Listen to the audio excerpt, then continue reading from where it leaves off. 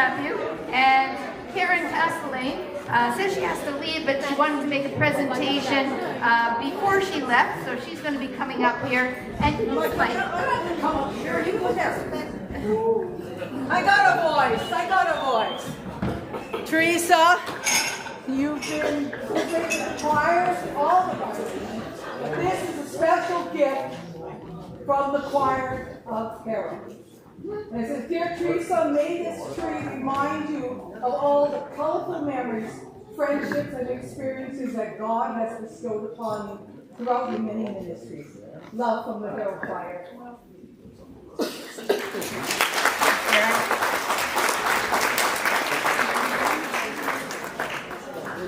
Hello, my name is Ray Ledden, and I'm the present chair of the Harrow Council. I'm a lifelong member of Harrow and have known 5 other ministers before Teresa arrived here in 2000. Bruce Johnson was here in the 50s, Jim Perry in the 60s, Bill Moore in the 70s, with McMurtry in the 80s, and Art and Oriole Beltus in the 90s. And although a number of those people stayed around for a decade or so, no one except Teresa has worked with us for 23 years. But we will go back to the beginning. Teresa was born in Saskatchewan, grew up in Saskatoon, which helps explain her loyalty to the Rough Riders. She grew up as a middle child in the family with a brother and sister. As a child, she was involved in St. Paul's United Church, and as a teen was very active in CGIT. Eleanor Gee believes she might be the person here today that has the longest relationship with Teresa, and she remembers Teresa when she worked as a waterfront supervisor at a church camp. When Teresa started university, her first degree was in education, and she worked as a teacher for a few years. Then she decided to go back to school, did some training in kinesiology, before realizing that her true calling would be in ministry. She studied theology at St. Andrew's College, and this is where she met Bruce. After 3 years of studying and working together, they had a busy spring in '79 when they got married on one weekend. Teresa was ordained in Saskatchewan the next weekend, and 2 weeks later, Bruce was ordained in Manitoba. Fortunately, they were able to accept posting together as they moved to Manitoba to spend 5 years at the Bertel Isabella Minneota Pastoral Charge. They enjoyed their rural ministry, and this is where Trish and Paul were born. In 1984, they went to Kingston, Ontario, as Bruce was completing some studies, but by 1985, they were back here in Manitoba.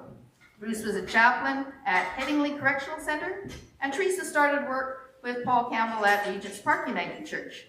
And Paul is going to be coming up later and sharing some stories about his years in ministry with Teresa. In 2000, Art Beltus retired from Harrow, and Teresa accepted the call to come here. Over the years, Teresa's been very active in our community, but also in the wider national church. She's been chair of our presbytery, she's worked with the Observer magazine, she has served as our conference representative to the General Council Executive. She was commissioner to General Council when the United Church was divided over the issue of same-sex marriage, and also when the United Church issued its first apology to Indigenous peoples. Here at Harrow, we know Teresa as a person who loves music and drama, and both of these have been important parts of our worship. She enjoys working with children and has taken a leadership role in our community Families Forward and helped start our very successful Rhyme and Storytime program for preschoolers. She also volunteers to lead monthly worship at the Poseidon Care Home and encouraged our congregation to take worship on the road when we have services at the Parkway Retirement Community. Over the years, Teresa has become very adept at writing grant proposals, which has helped us in completing some renovations around our facility and starting some new creative programs. In the last decade, Teresa has been one of the leaders of our Indigenous Reconciliation Group, and through guest speakers, displays, and book discussions, our congregation has become more educated about this topic. When COVID struck our world, Teresa had to learn some new technology, and then she had to teach the rest of us so that we could keep the lines of communication open, and we had some wonderful, innovative online worship. Fortunately, we have learned to adapt, and now we have hybrid worship so that we can reach people near and far. Harrow has had a busy, educational, joyful, sometimes tumultuous 23 years with Teresa, and we will miss her presence and leadership a great deal, but hopefully you've taught us to persevere, to adapt, to spread our love, and continue to be a caring and sharing community. Eleanor Geed is going to be speaking next, because Eleanor has known Teresa for perhaps the longest period of time.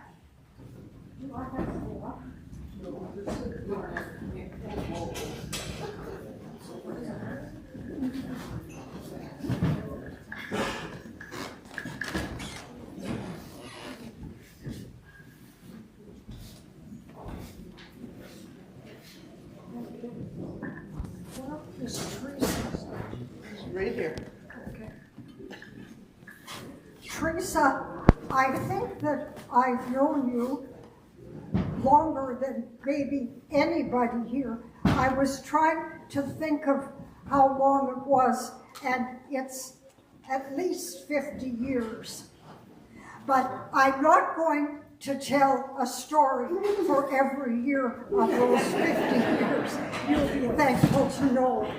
But I am thankful for some special things in your life, and those are the ones I'm going to mention just a little bit. First of all, I'm thankful for the CGIT Citywide Council in Saskatoon, where you and I first had an opportunity to meet.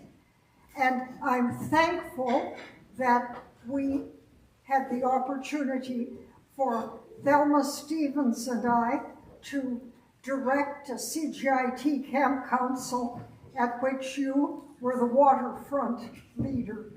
And that is a long time ago and was quite wonderful.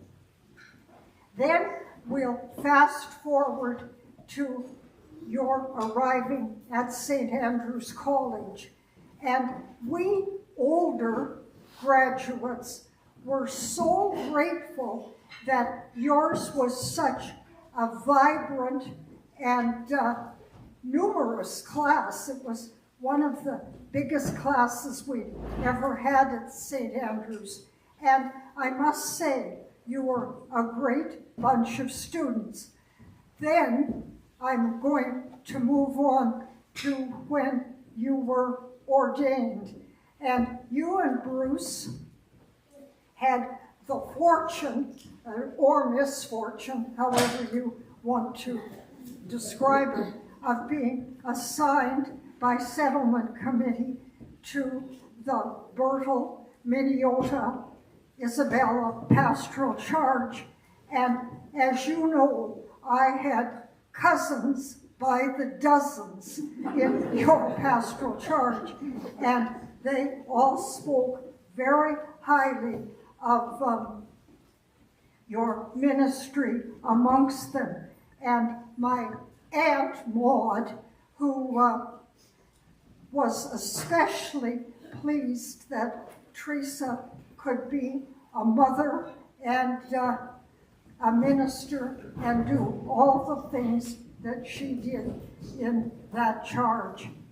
Well, then, the next time I really got to know and to work with you was the many times that we found ourselves on committees and executives at presbytery and conference, and I always admired your ability to assess wisely the situation, and we would work out solutions to many problems, including the time that you and I spent co-chairing the M&P Council of Winnipeg Presbytery.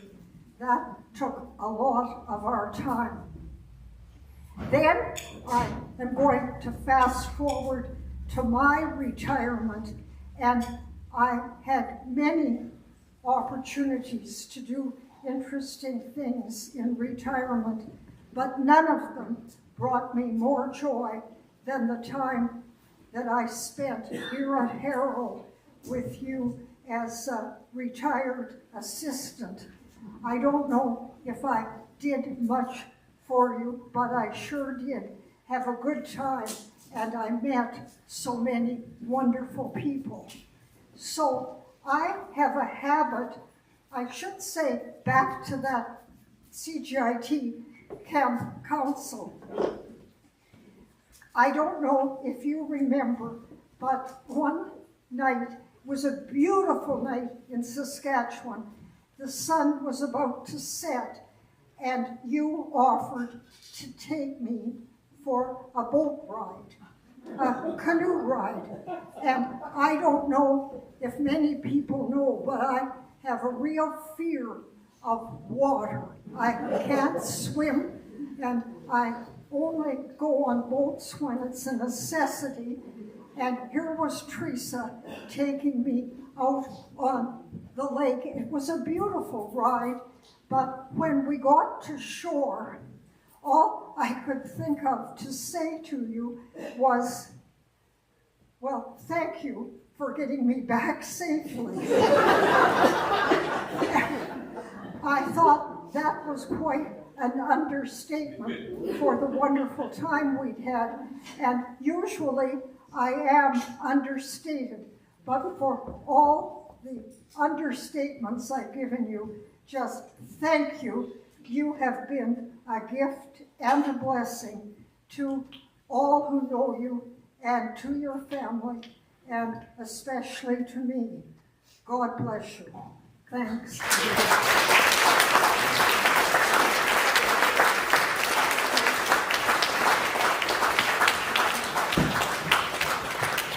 Thank you, Eleanor. Our next person is somebody from out of town. Dexter Van Dyke was a student at St. Andrew's College with Teresa, and I'm sure he's got some fun stories to tell.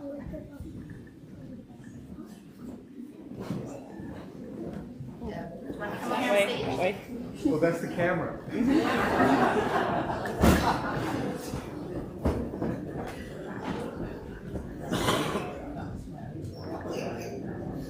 Somebody got a really good close-up of me somewhere along the way. So I met Teresa as she arrived as a new student at St. Andrew's College, and I had been kind of part of the college from the period that I was in arts as I became an intended candidate for ministry, and so it was interesting to meet the others who were arriving who hadn't had much association with the college. And my memory is that we met and spent a morning kind of getting acquainted, and then immediately left for Redbury Bible Camp, where the college began our life together with a retreat. And Teresa was one of the people, and as was Bruce. And somewhere along the way, Bruce discovered that there were horses available to ride at the camp, and identified that I had grown up on a farm and thought I might be able to saddle them. Well, I made an attempt, but even knowing what I did know, though we always rode horses bareback because they were workhorses and you couldn't get the saddle to fit around their girth. I somehow didn't get it right, and Bruce ended up kind of hanging underneath the horse. But he didn't kind of take it out on me in any way, and so I thought, as I went back to my parents' home for the weekend before returning to college, that I thought I had made a new friend, and over time, that friendship began to include Teresa as well. Some of you are probably aware, hopefully many of you, that Teresa is a great multitasker. Yes. And in many circumstances, she isn't the best guardian of her own time. And so somewhere along the way, as I was in trouble and had a paper due, and she had the same number of papers due, she said, well, I'll type it for you, Dexter. And that care of neighbor, as she spoke of it this morning, has been a constant in her life and certainly a part of my life as she has gifted me with her friendship, which extended to my family. Teresa preached at our wedding, and whatever words she spoke, I don't remember all that clearly, but they seem to have taken because my wife and I are still together 36 years later. So. I won't credit her with all of that, but, but she made a contribution. Over the years, Bruce and Teresa have welcomed us as a family and have a very important relationship with my children. My daughter was born the 24th of May, which made for very complicated birthday celebrations because often that was that weekend or that time period that Manitoba Conference would meet. And so often Kelsey came along with me and was part of the celebrations, included the Moysey family. And they would accommodate us to celebrate Kelsey's birthday. And then 9 years later, we had a second daughter who turned out to be a water polo player.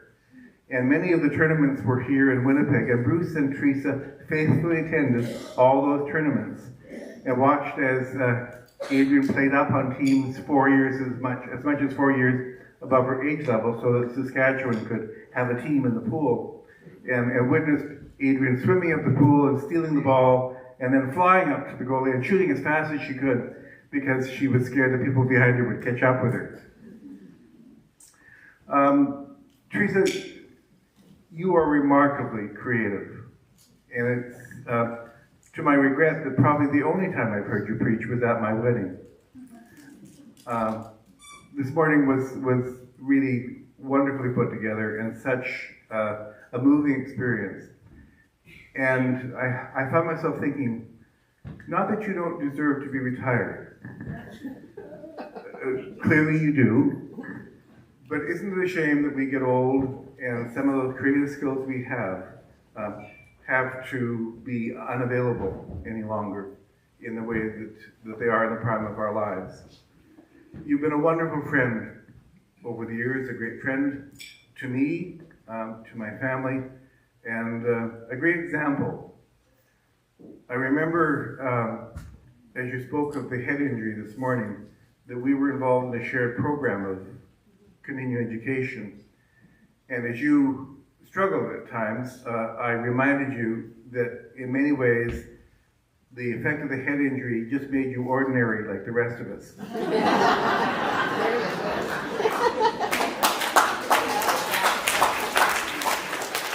And that I hoped it would make you more sensitive to how we lived and thought. Thank you for being the wonderful friend you've been, and as I watched from afar, thank you for being the gift you have been to the church. One of those kind of multitasking things that Teresa did was in the time when Manitoba Northwest Manitoba Conference had a lending library, Teresa would read all the books. Now some of that was about her economy, her thriftiness, because if she read the library books, she didn't have to purchase them for herself.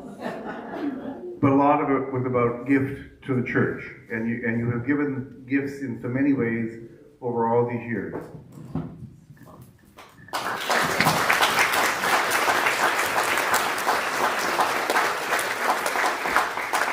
And next up is Paul Campbell.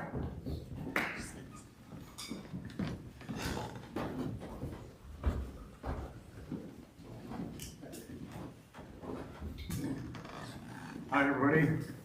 First thing I want to do is thank Teresa for helping me overcome my shyness. It was a work, took a lot of months. We worked together very closely for 12 years, from 1985 to 1997. And one of those occasions that comes to mind was Easter morning. We'd had our kind of sunrise service, and there's some people kind of milling around the kitchen. I see Teresa's looking at me and said, where is he going with this?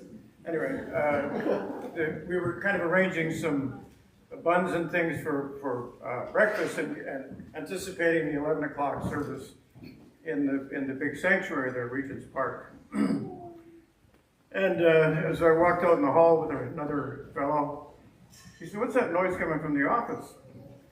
Easter morning, about 10:30, what's going on? I saw Teresa's running the bulletin off. And, there's a good sign to this because she's retiring now after a good, long, serious, and delightful ministry with Harrow. You're the beneficiary of Teresa's not being in a hurry to get jobs done. Dexter mentioned about the multitasking. So here we are, and Teresa's got a remarkably long and distinguished time in ministry, and it was demonstrated by that morning. And I can say that you've got to be careful that giving a tribute to a friend and a co-worker doesn't start sounding like a eulogy. I've got no interest in doing that, but I can tell you that over the years that we worked together, I never once wasn't looking forward to going into work to make connections, to make plans. We shared the same office, so we really could have got up each other's noses more than we did. And I teased her a couple times and said, remember, Teresa, we only really had one disagreement. And it started Thanksgiving weekend, 1989, and carried on to late spring, 1993. But we soon got over that. It's funny because when we were anticipating working together, another friend of mine came up to me and said, you know, you got to be careful, that woman's good at everything. And also, she's a really good athlete, she's competitive, and so are you, naming that to me, which is a surprise.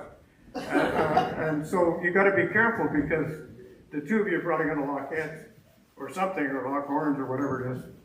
But all I can say is that all the time that we had together and the observing Teresa's style of ministry, her deep commitment, her utter decency and reliability are things that I certainly benefited from as a co-worker and been demonstrated over and over in our time together here today. So blessings on your future, Teresa, and thanks for the privilege, the great privilege of being a working companion for those few years.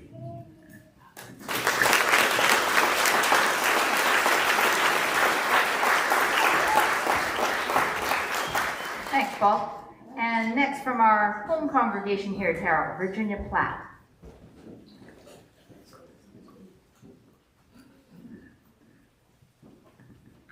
Well, it's fun to be part of this event and to hear the wonderful stories.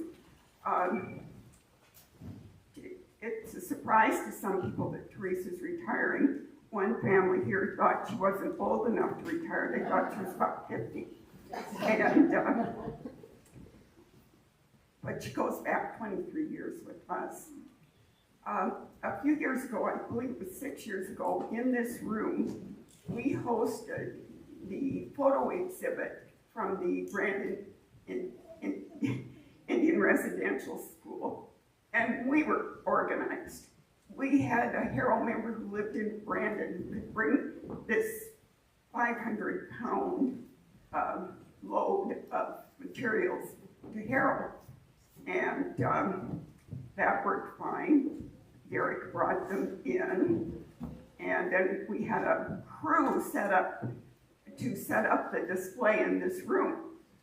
And as we opened the packages, we learned that, and we were the first group to host the exhibit outside of the Brandon area, where a committee had organized it and gotten photos from the United Church Archives, the Archives of Canada. So we got things unpacked and realized that the little booklet that you would carry around to read the history and see the photos was missing. We didn't have any copies of it. Well, we shortly solved that by getting it sent in, stand over here, emailed to us. Teresa printed it out, formatted the photos and the captions, and made copies of it, and we had them on time. And her versatility really was pretty amazing. I used to go with her to Poseidon Care Center when she conducted worship there, and my job was to read the scripture, which she would hand to me at the beginning of the service. That was fine. But one day the pianist was a no-show. And So Teresa had the scripture and her remarks and the prayers all ready to go. No musician. So Teresa selected the hymns that were appropriate for the service, sat down, announced them, sat down and played them, and I pretended to lead the singing. It's certainly not my ability. And she got real compliments for that. But my favorite story, and I may be the only one here who observed this, was the summer she arrived here to become the minister of Harrow United Church. And at that time, I was a member of Oxford United Church, just down Fleet Street. And we shared many things. And so I believe our minister coming out from Saskatchewan had not arrived yet. So in August, Teresa was asked to officiate at a funeral service for Tony, a member at Oxford.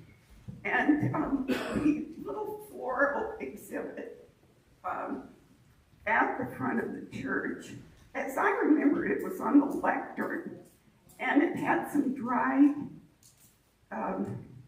foliage and paper in it, and there was a candle in front of it. And it caught fire at the beginning of the service.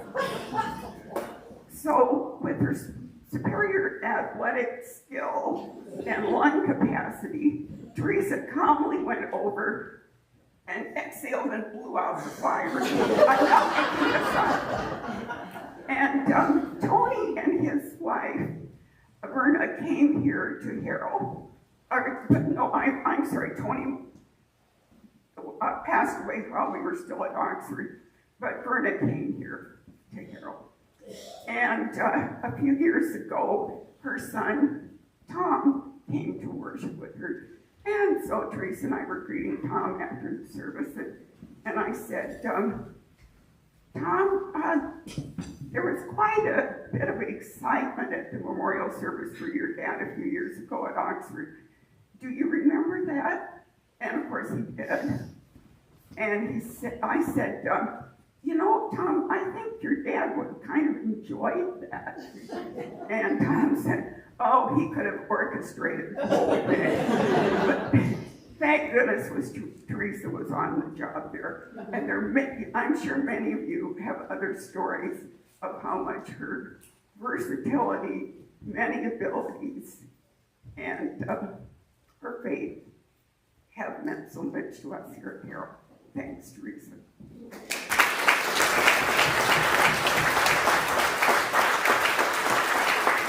Thank you, Virginia. It's getting time to give out gifts, so I'm going to have Dorothy come on up.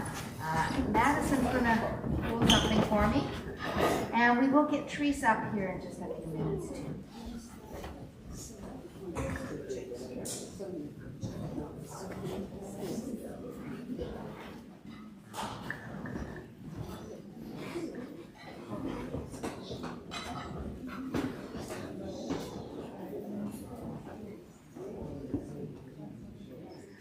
When we heard that Teresa was retiring, we were thinking, what kind of a gift can we give Teresa for 23 years? And we thought, should we give her some kind of a gift certificate? What could we possibly give her? We decided we'd make a card, which has a variety of pictures. And thank you for most everybody here, I think, got to put a message on the back of the card. And we said, well, we'll just get everybody to donate monies, and we'll give her a large check, and maybe she and Bruce will use it for travel or whatever they would like something special for. But then Dorothy also came up with another great idea. And Dorothy is a fantastic quilter, as is Susan. A lot of these wall hangings that are done up here are made by them. And Dorothy says, I'm in the process of making a star blanket. I think that would be something nice. And we said, fantastic idea. We will give you money to make all the blanket, and Teresa would love to do this because she's been very involved in the Indigenous Reconciliation Group. And so Dorothy, lady in purple over here, is the one that made this beautiful blanket, which we will get to give Teresa in a few seconds.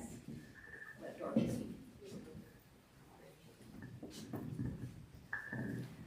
Okay, before we show you the blanket, I just want to tell you that I thank Teresa and the members of Harrow United Church for starting me on a journey back to my roots in the church. So they threw a lifeboat out to me, and that was COVID.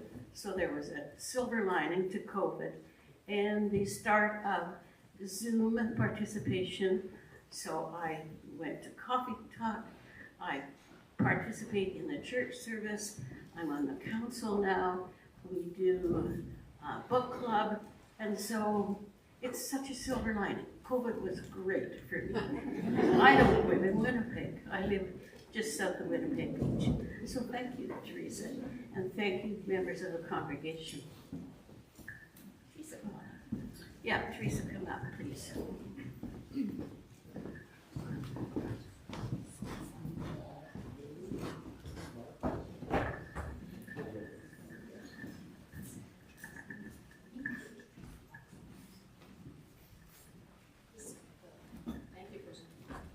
The star blanket is one of my favorite quilts to make. It's not fun.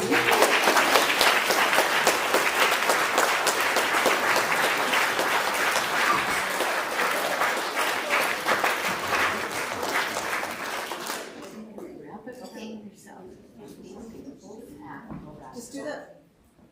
Get a picture. Oh, okay. Do a ceremonial Okay. wrap. Yeah. Ceremonial wrap it? Yes, Yeah. okay. Did you put your front?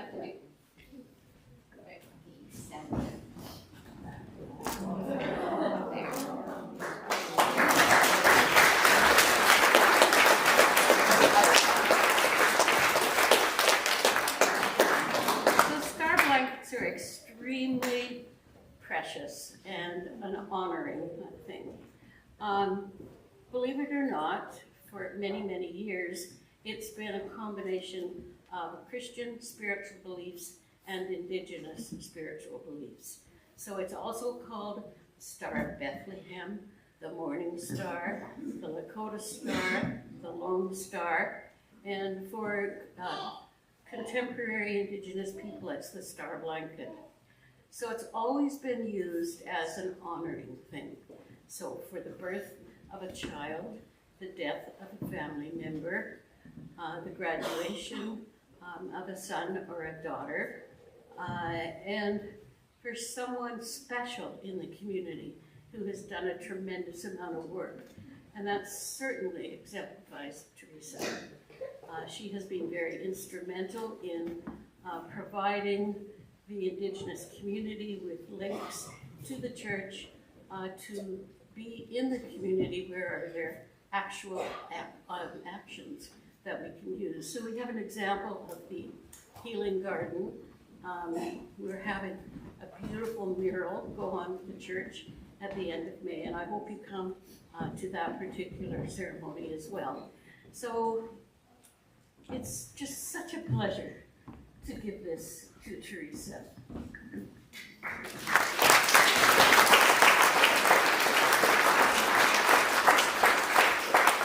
She likes the colors, so nice.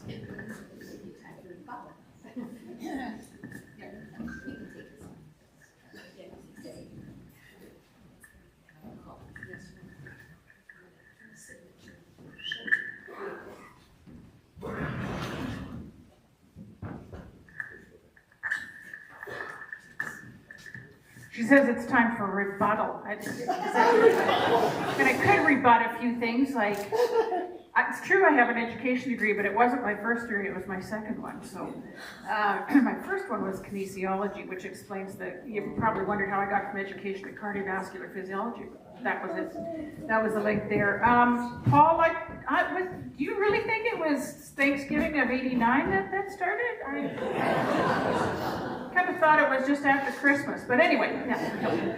As you can tell, Paul has a great sense of humor. It was a wonderful piece of our ability to work together, and I know it's not just Paul and I who think so, but many others who found it remarkable, the teamwork and the mutual respect and mutual ministry that we were able to have together for 12 years. So it's truly a gift to us and a gift to the congregation and to the wider church as well, in ways that we were able to be free to serve in those capacities. So yeah, and actually it wasn't at the beginning of the funeral. It was towards the end of the funeral. And it was on the communion table. And what I remember is there was a lovely carpet I noticed on the floor, and I thought this has to have been custom made for the space and the shape of it. And actually it was right near the end, and maybe I'd gone on too long, or somebody else had during that funeral, and that was the problem, because there were 2 floral arrangements. They had heather in them, and they had candles in them. The candles were part of the floral arrangement. And so we were near the end. I was doing the final prayers and thanking God for Tony's life, and pour your blessing upon. And I hear this crackle, crackle, crackle. I thought, I wonder what that is. And it's not a space I'm real familiar with. We were sharing summer worship. I'd been there a couple of times, and so I kept praying and crackle, crackle, and then I can hear. You know how you can hear there's people wrestling even if you have your eyes closed. So I heard the wrestling and finally I heard, Reverend. So I opened my eyes and looked up, and it was, I think, Tony's son and others who were going, ah! And the problem was the candles had burned down far enough that the heather had caught fire, and both of them were blazing up like this high in flames. And it didn't happen with one breath. It took me 3 tries, because the first one got it out, but only to the point they were burning, embers flying through the air, and I was thinking, the carpet, and also thinking there must be a fire extinguisher, but who knows where, not me. Great memories, all kinds of great memories. The ones you've shared, the ones the rest of you could be telling, and the ones that are part of history and people that are no longer with us, but part of our spirit. It has been a great privilege to serve in ministry here and in the wider church and in the community and in the world. The connections that we find through our faith and our service with one another are hard to match in other places. I want to give thanks to all that have been part of my life and my ministry. And I want to make special recognition right now of Bruce, my husband, my partner in life, our daughter Trish, and our son Paul. So if you folks would stand up. 2 of our 3 grandchildren are here. The other one's got too many sniffles to be out. But Georgia and Bennett are with us. And so if you would just stand for a moment so folks can see you.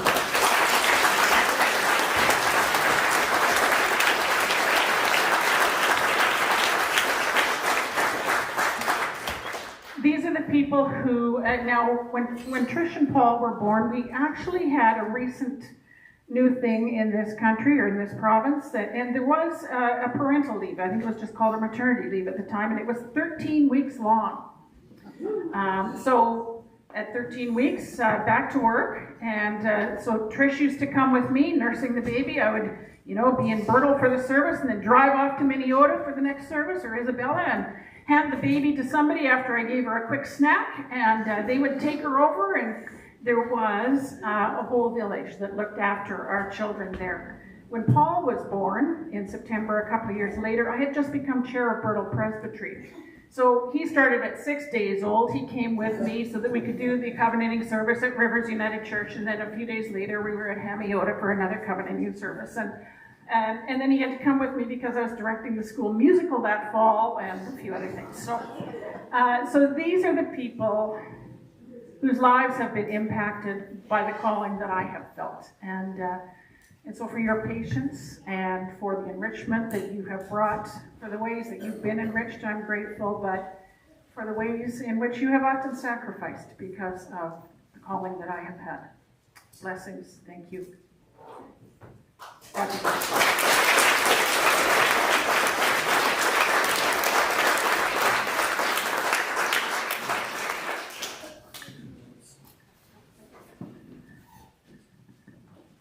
Thank you for those words, Teresa. And thank you very much for everybody that came today. And there still looks like there is food left. So if you'd like to have a bit more food, enjoy and be ready to talk and enjoy the rest of the afternoon. Thank you.